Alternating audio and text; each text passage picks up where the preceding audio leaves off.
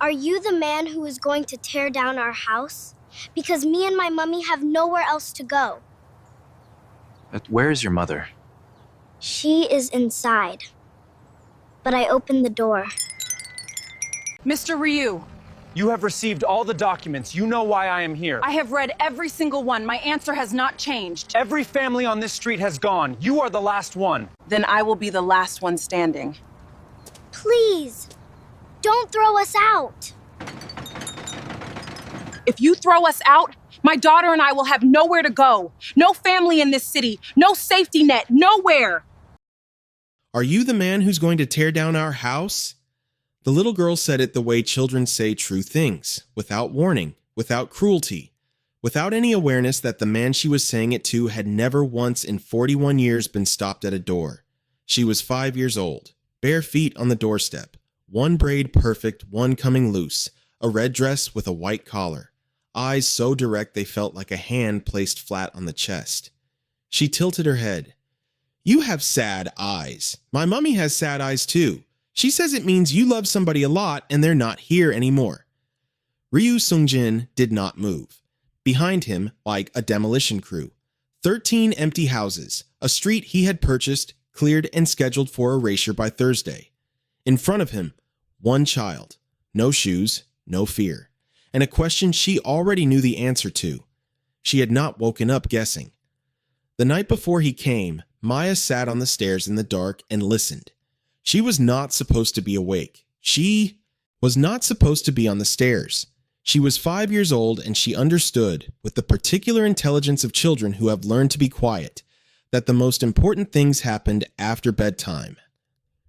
Her mother was on the phone in the kitchen, not her ordinary voice, the other one. Low and tight and held very still the way a person holds something that might break. I've had 3 notices. 3. And the amount keeps going up. I can't make it add up no matter how I try. A pause. Then, quieter. No family here. No savings left. If this house goes, Maya and I have nowhere. You understand me. Nowhere at all. The voice on the other end said something Maya couldn't hear. Her mother made a sound. Not quite a laugh. Not anything good. I know. I'm not moving. I needed to say it to someone. Say it out loud so it stops living only in my head. Then silence. Then the sound of the phone being set down on the counter, very carefully. The way you set something down when your hands are not entirely steady. Maya sat on the cold stair and held very still. She filed it the way children file the things that frighten them, not away, but close, where she could keep an eye on it. Then she went back to bed. She did not sleep for a long time. So when the door opened the next morning, before he even knocked, because she had been watching from the window and she had seen the black car and the men and the way the street looked behind him, all shut up and emptied, she already knew. She just needed to hear him say it. He didn't say it. He stood there in his long coat with his tattooed hands and his face that carried the exact thing her mother said sad eyes always meant. And he said nothing at all. You have sad eyes, she said. My mummy has sad eyes too. She says it means you love somebody a lot and they're not here anymore. Ryu Sungjin, who had dismantled companies, cleared streets, and sat across from people until they decided it was easier to agree with him than to find out what happened if they didn't. Stood on the doorstep of number 14 Seojin Street and did not move. He was the kind of man who had built his entire life in rooms where no one said no to him. He had never once been stopped at a door, and yet here he stood, because the door had opened before he knocked. Stay with this one. That was only the door. The house hasn't even begun. The demolition crew arrived at 6 in the morning. By the time the sun cleared the rooftops of Seojin Street, 6 families had already gone. No sirens, no arguments, no doors slammed in anger. Just the quiet, devastating sound of a life being folded up and carried away. Cardboard boxes, rolled mattresses, a child's bicycle strapped to the back of a van with electrical tape because there was no time to do it properly. When Ryu Sungjin's office called, you didn't take time. You took what you could carry and you moved. Mrs. Choi from number 4 left a pot of kimchi stew on her neighbor's doorstep before she went. Still warm. A lifetime of habits she couldn't break even at the end. The family from number 7 didn't even take the curtains. By 9 o'clock, The street looked like something that had already happened. Past tense. Finished. A place being erased. Every house dark. Every door shut. Every window blank. Except one. Number 14 sat at the far end of Seoul Street like a quiet act of defiance. Its curtains were open. Its flower boxes were overflowing. Red hibiscus and yellow flowers spilling over the ledge in colors so vivid they looked almost indignant against the gray of the emptied street. A wreath of dried eucalyptus hung on the front door, tied with a strip of orange fabric. Wind chimes made from old spoons and bottle caps hung from the porch, turning slowly in the morning air, making the small and unhurried music of a home that did not know it was supposed to be afraid. Sung Jin stepped out of the black car and stood on the pavement. He was not a man who came himself. Everyone who worked for him understood this. He was a property developer, one of the most powerful in Seoul. And the showing up, the confrontation, the mess, was handled by others. He stayed behind glass, behind distance, behind the silence of a man whose power had long since outgrown the need to raise his voice. And yet here he was. He had sent 2 representatives. Both came back with the same report, delivered carefully. The way people deliver news they know will not land well. She won't discuss it, sir. Not that she refused, not that she made demands, not that she threatened anything. She simply would not discuss it. He had found that interesting enough to come himself. His driver, Han Seo, sat perfectly still behind the wheel. 2 other men stood at the car's rear. They did not follow him up the path. He had not told them to. Sung Jin walked to the door alone. The path was swept clean. Small solar lights lined the edges. A pair of child's rain boots, yellow with white daisies, sat beside the doorstep. One knocked sideways, the other perfectly upright, as if keeping watch. He raised his hand to knock. The door opened. He looked down.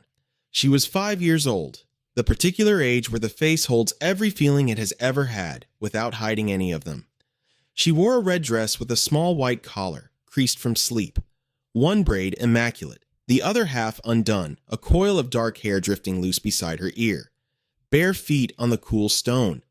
Her eyes, deep brown, enormous, entirely unafraid, traveled up the full length of him with the slow, serious attention of someone conducting an inspection. She completed her inspection. She tilted her head. "Are you the man who's going to tear down our house?" Sung Jin did not move. "You have sad eyes. My mummy has sad eyes too. She says it means you loved somebody a lot and there's not here anymore." The wind chimes turned. The little girl waited. With the patient certainty of a child who has never asked a question she did not expect to be answered. He had stood in rooms where men twice his size had decided not to speak. He had dismantled walls of lawyers and leverage in silence calmly, without pleasure. Because power had become simply a method for him, like breathing. He had never once been stopped by a door. "Is your mother home?" he said. The girl nodded. "Grave and official. She's in the kitchen. She burns the plantain every time she's upset, so I'm not allowed to tell her you're here yet." He should have turned around. Every instinct built over 20 years told him to get back in the car and send someone else. A lawyer, a contractor, anyone who was not him, standing on a doorstep, accurately diagnosed by a 5-year-old in under 10 seconds. Instead, he followed her inside. The house hit him like a physical thing, warm, not the warmth of heating. The warmth of a place that is completely lived in, every corner claimed, every surface carrying the evidence of a life conducted with care.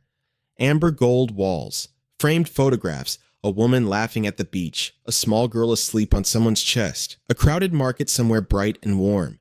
A shelf with a carved wooden bird, a jar of dried herbs, a bowl of coins from countries not yet visited. From the kitchen, the smell of something sweet beginning to catch.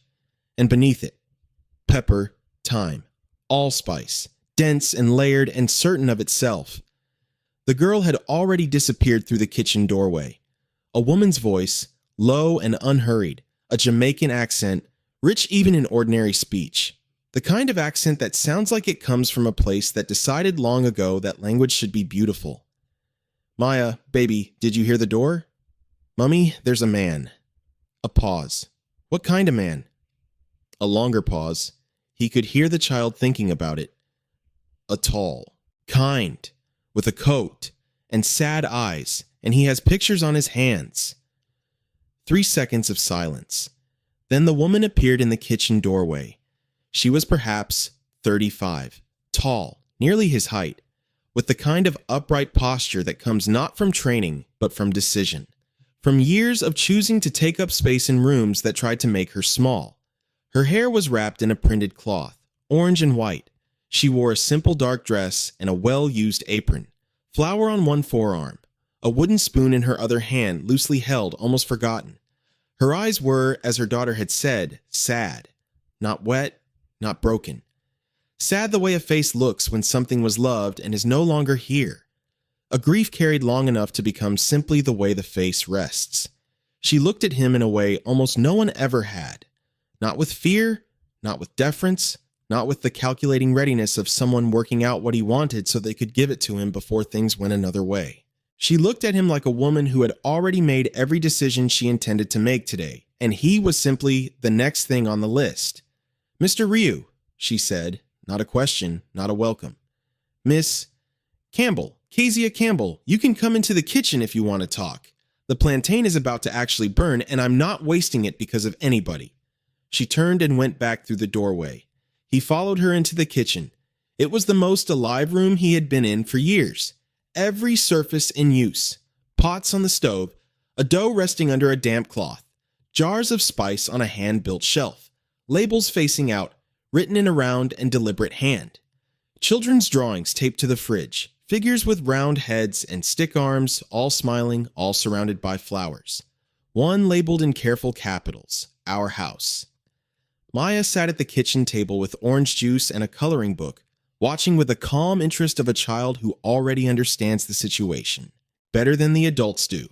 Kezia rescued the plantain, turned it, reset her timer, set the spoon down, untied her apron, folded it over the back of a chair. Then she turned to face him. For just a moment.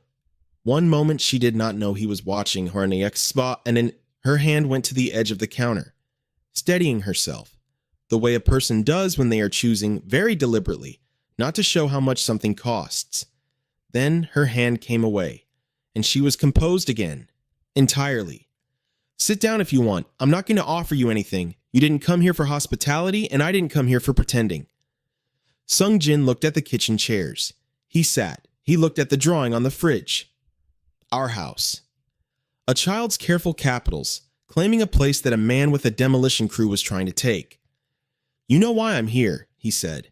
"I know why everyone keeps coming here, and the answer hasn't changed.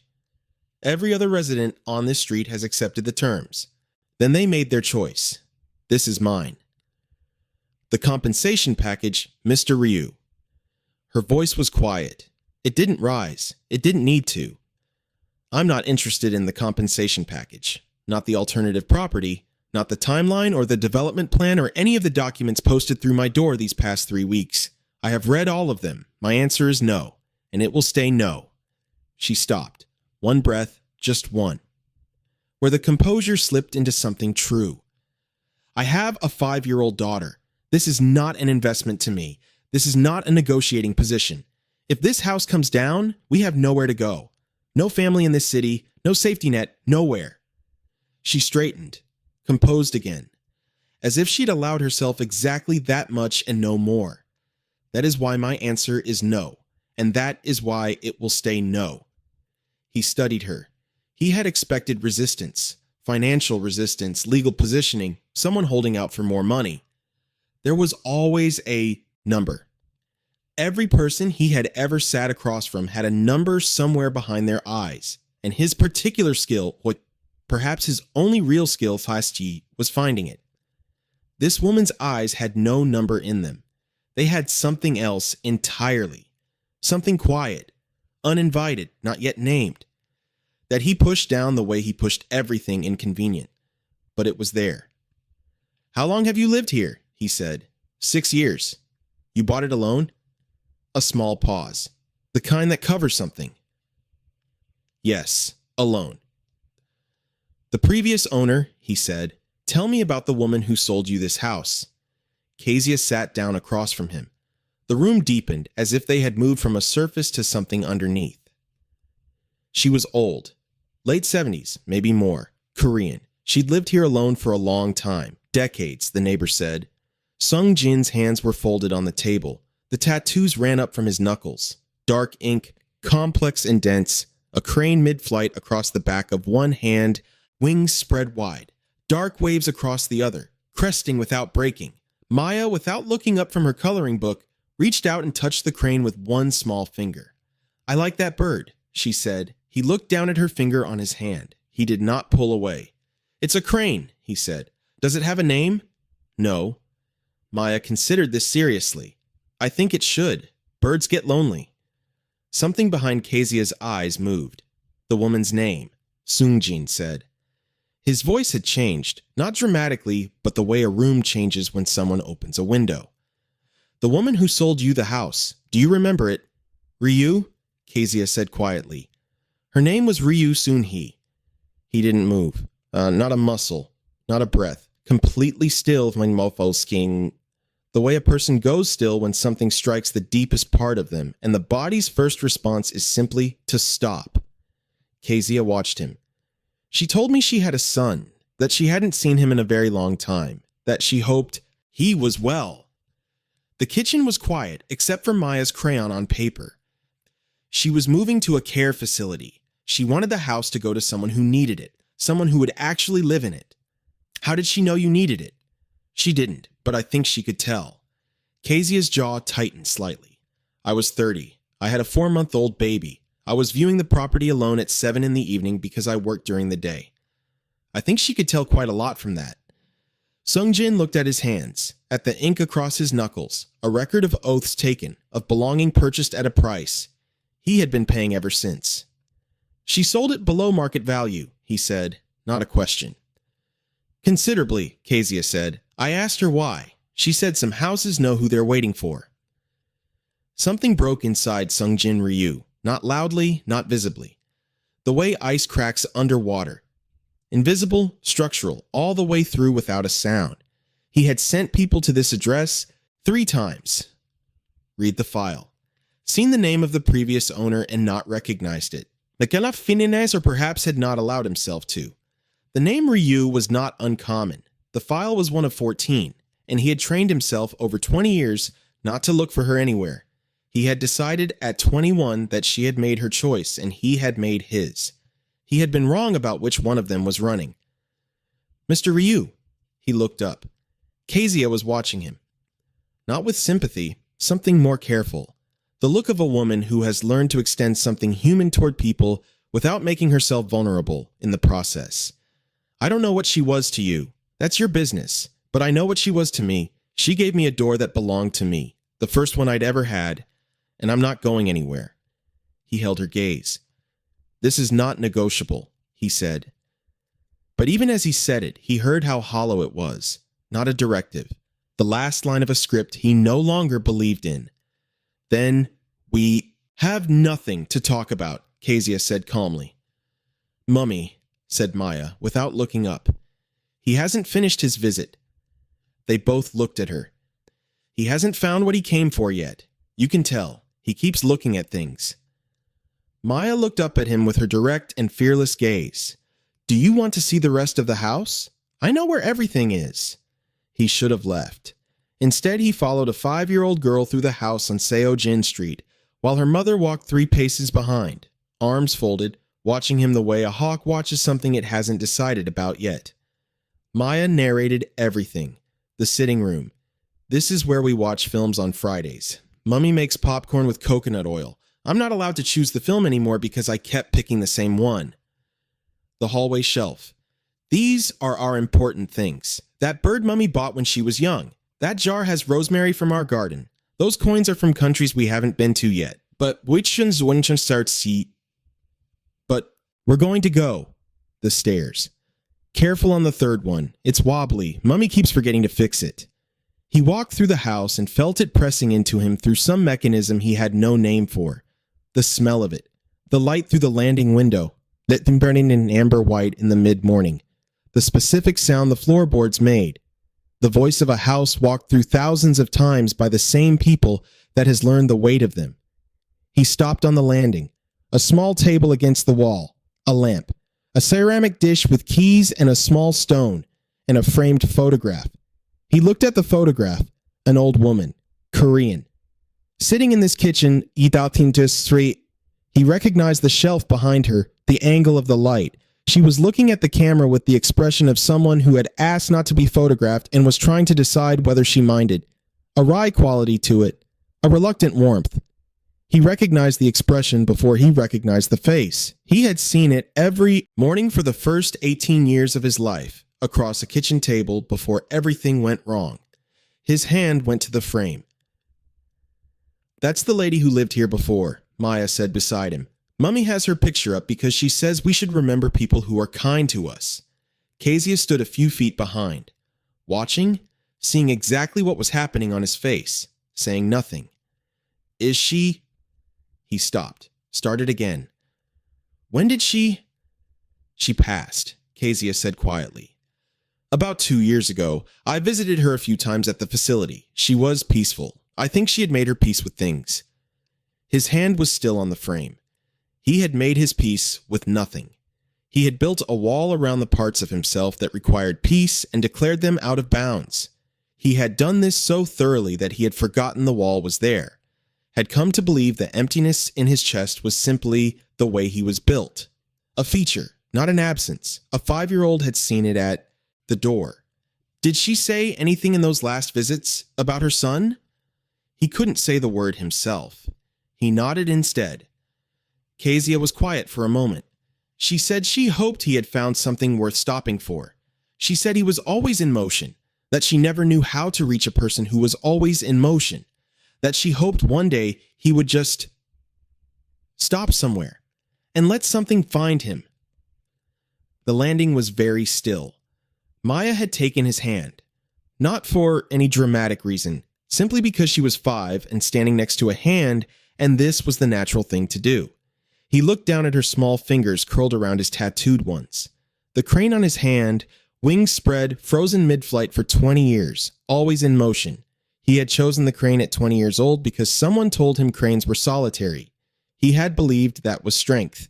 He had spent 20 years tattooing that belief into his skin. He glanced back at Kezia. She was still watching him, and for one unguarded second before she looked away. Her expression was not careful at all. It was soft, almost pained. The look of a woman watching something she recognizes and wishes she didn't, because recognition is the first step towards something she cannot afford. She looked away before he could hold on to it. He filed it somewhere he told himself he wouldn't return to.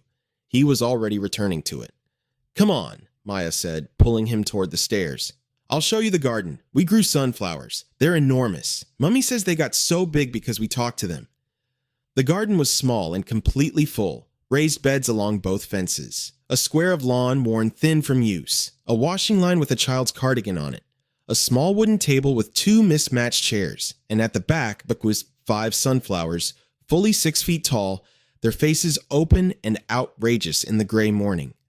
Sung-jin stood on the stone patio and looked at them. Kezia stood in the doorway behind him. Arms still folded, he turned to her. "I need to make a call. You can use the garden. I'm going to stop the demolition order." Her face didn't move. "For how long?" "I don't know yet." "That's not good enough." "I know. It's what I have right now." She looked at him for a long time.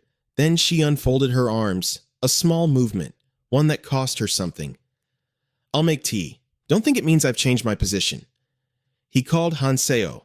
"Stand the crew down. Send them home." "Sir, the schedule." "Adjust the schedule."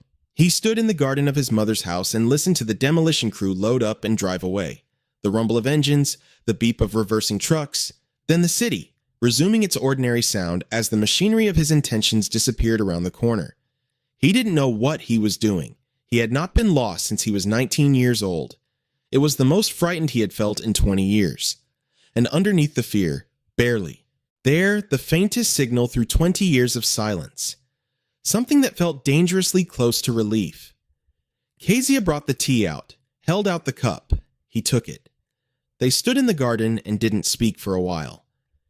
"She planted those," Kezia said finally, looking at the sunflowers. "She started them the first spring I was here. Said they needed someone to talk to them or they'd go sideways." "She always said that," he said very quietly. About plants. She said they could tell when you weren't paying attention. Kezia looked at him.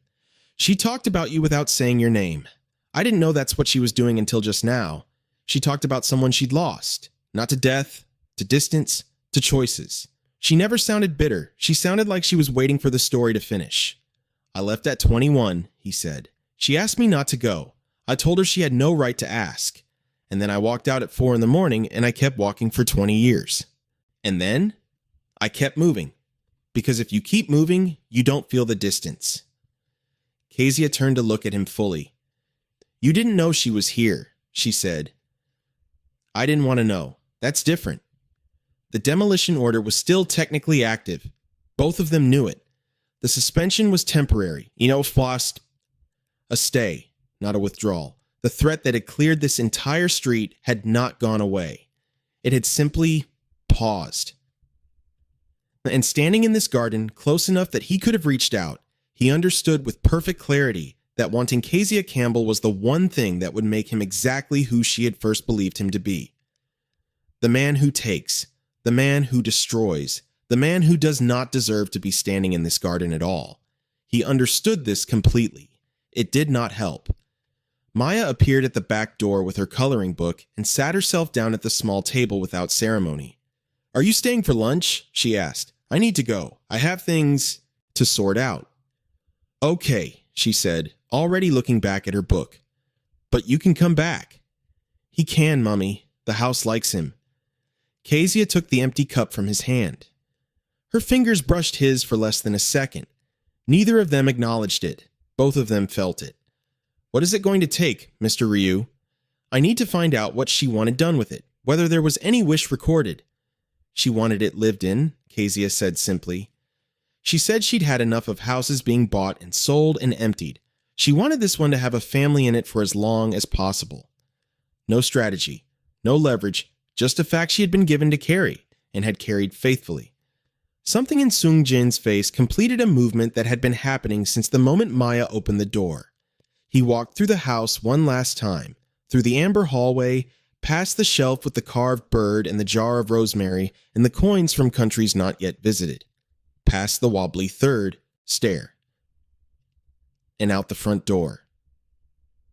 Hanseo was out of the car immediately. I need the full title history on this property, everything, a pause, and the contact details for the care facility that looked after Ryu Sun-hee. Hanseo was very still. In 14 years, he had learned to read the silences precisely. This one he had never heard before. Yes, sir, he said quietly. As the car pulled away, Sung Jin did not look back. He was not a man who looked back, but he heard it fading behind him. The sound of the wind chimes at number 14, playing their quiet song to an empty street that now held one history he had not known he was carrying. That night he did not sleep. He sat in his apartment. All glass and stone and clean lines, a place designed to impress and to contain with nothing in it chosen for love. And he read everything Hanseo had sent. The title, History, 23 years in that house. His mother had bought it 2 years after he left. She had moved to a street he had never seen and built a life in the gap he had left. The flower boxes, the wreath on the door, the wind chimes made from things she had kept.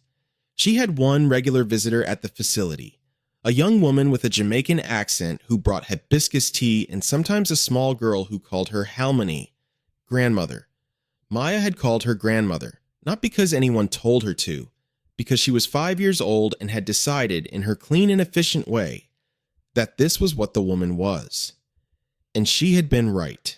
He sat with this for a long time. Then he made 3 calls. His attorney, the development firm, the City Development Authority. By the time the sun came up, the demolition order for number 14 Seo-jin Street had been formally suspended, pending a heritage review he had personally requested under a provision he had never once used in 20 years. The following Friday, he came back. He told himself it was to review the suspension in Sakinawaiving's person. He brought no documents.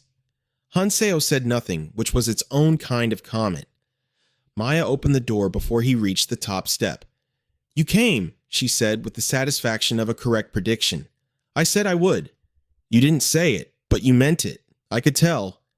Kezia appeared behind her, assessing, unhurried, giving nothing away. "Come in. I'm not going to pretend I'm surprised." She made tea without asking. He sat at the kitchen table. Maya pushed rice around a bowl with the focused disengagement of a child performing the appearance of eating. "You don't have children," Maya said, not a question. "No." "Why not?" "I was never in one place long enough." Maya considered this. "We're in one place. You could come here." The kitchen was very quiet for a moment. Kezia set the tea down without looking at either of them. They talked.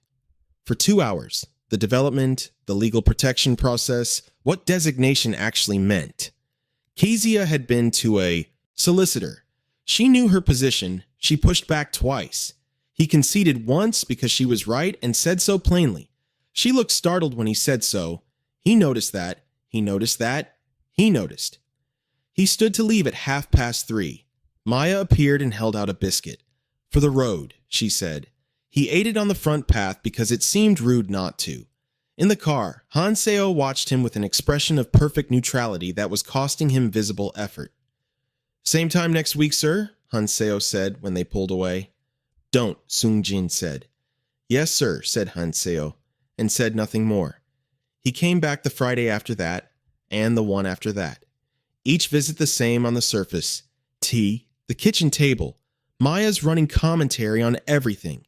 Each visit different underneath, the distance between him and Kezia closing by increments so small neither of them could have pointed to the moment it happened.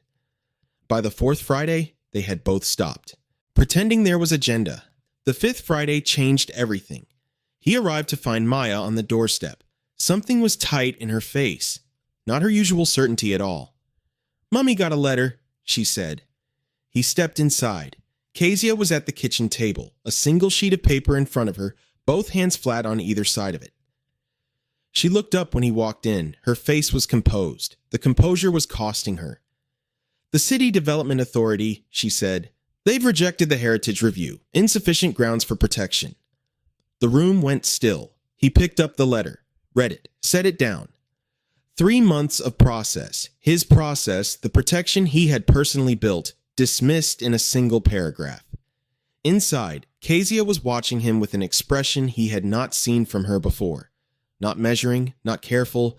Something underneath all of that, the expression of a person who has quietly, against her own judgment, begun to trust something and is not now sure whether she should have. "Did you know?" she said, quietly. "Is this how it ends? You come every Friday and I let myself believe it. And then the letter comes anyway." Her voice didn't break, but it thinned, the way a voice does when something underneath it is close to the surface. "I have nowhere else, Sung-jin. I want you to understand that. Not as leverage, just as the truth. If this house goes, Maya and I have nowhere to go." "No," he said. "Sung-jin?" The first time she had said his name, the kitchen held the word. "No," he said again. Nothing in his voice except the truth, the simplest and most expensive thing he had offered anyone in 20 years. "This was not me, and I am going to fix it." She looked at him for a long moment. Then she stood, went to the stove, turned the kettle on. It was the most trust she had ever shown him. They both knew it. Neither of them said so. He spent the rest of that afternoon in the garden on the phone. Calls he hadn't made in years. Names he hadn't used in longer. The careful, deliberate use of power he had spent 2 decades building. Directed for the first time, not at taking something down, but at keeping something standing. When he came inside, Maya was asleep on the sofa with one arm thrown over her coloring book. Kezia was at the stove, and the kitchen smelled of pepper and thyme and the ordinary miracle of a home that was still there. She didn't ask what he'd done. She handed him a plate. He stayed for dinner. On the 6th Friday, Kezia told him about arriving in Seoul at 26, a qualification, a heavy suitcase, and a plan that dissolved within the first month. About Maya's father, briefly and without bitterness. About starting over so many times that it stopped feeling like courage and started feeling like the only option left. He listened without agenda. discovering around the fourth cup of tea that this was something he hadn't done in a very long time, and that the cost of its absence had been higher than he knew. Late that same evening, when Maya was long asleep and the kitchen had gone quiet, he told her about the night he left home. Not the argument, not the years after, the specific night. The bag packed in the dark, the door at 4 a.m, his mother's room silent behind it. She was awake, Kezia said when he finished. You don't know that. She was awake, Kezia said again, with the certainty of someone who understood something about mothers that he had not yet let himself understand. She let you go because she knew you had to. That's not abandonment. That's the hardest kind of love. He sat with that. The kitchen held them both, the spice jars on the shelf, the garden dark outside, the sunflowers invisible in the night. But there, still there, she was waiting for the story to finish, he said quietly. Yes, Kezia said, and it didn't, not while she was alive. No, but you're here now. That counts. Even if it's late, it counts. It was raining the 7th Friday, the kind of Seoul autumn rain that comes sideways and means it, that turns every street dark and makes every lit window look like a reason. Number 14 glowed from inside, amber and warm, visible from the end of the empty street. He knocked. Kezia opened the door, flour on her hands, music from the kitchen, low and rhythmic, a woman's voice moving over a slow bass line like something she could lean on. She looked at him standing in the rain. You didn't bring an umbrella. I wasn't planning to stay long. She stepped back from the door. Come in. You're soaked. He followed her to the kitchen and sat in his chair, the way he always sat in it now, not like a man conducting business, like a man who had a chair in this kitchen. She was working dough, the music moving through the room. What are you making? Festival, Jamaican fried dumplings. Maya requested them about 40 times this week.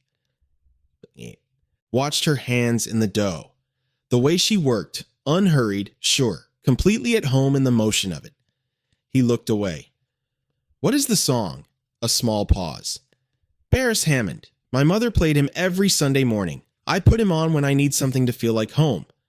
Her back to him, hands still working. I do that too, he said. She turned her head, just slightly. Do what? Play something from before. My mother played a piece, piano. I've had it on my phone for 15 years. I play it when...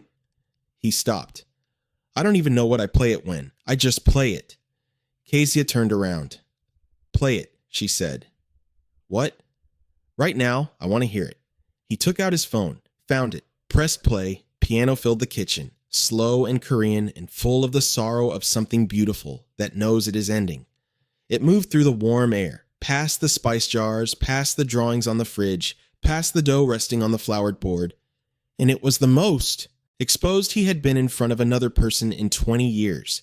Kezia listened with her hands still in the dough, her eyes on him, not looking away. 3 minutes and 40 seconds. When it ended, the kitchen held nothing but rain on the window, and Maya somewhere upstairs and the last breath of the final note dying in the air. Neither of them spoke.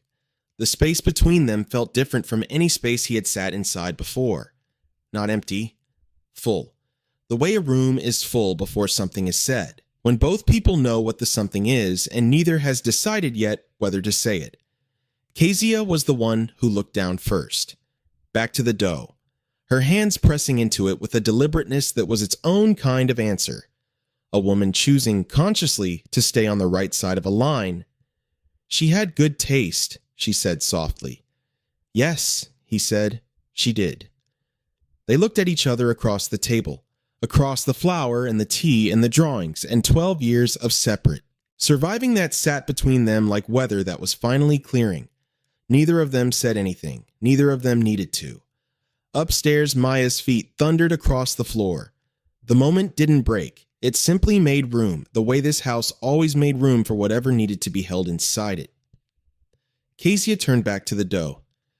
Stay for dinner, she said. Not a question. He stayed. The Heritage Review was resubmitted. Personal statement from Sung Jin as landowner. An architectural historian's report. Testimony from 3 former residents about the role of number 14 across 3 decades. Han Seo noted quietly that it was the most thorough protection application the city had seen in 5 years. The designation came through on a Thursday in early autumn. Sung-jin came to tell Kezia himself.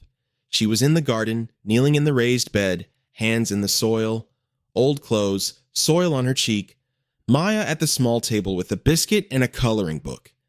"It's done," he said from the doorway. She looked up. "Permanent?" "Permanent. The designation protects this property from any future development. No one can touch it." He paused. "I've also had the title transferred." She went very still. "What?" "The ownership. Your name, outright. No mortgage, no condition, nothing attached to it. It was hers. She would have wanted it to be yours." Kezia sat back on her heels in the soil. "You can't do that," she said. "I've already done it." Sung-jin. "I know," he said. "That's why I did it." She looked at him. He looked at her.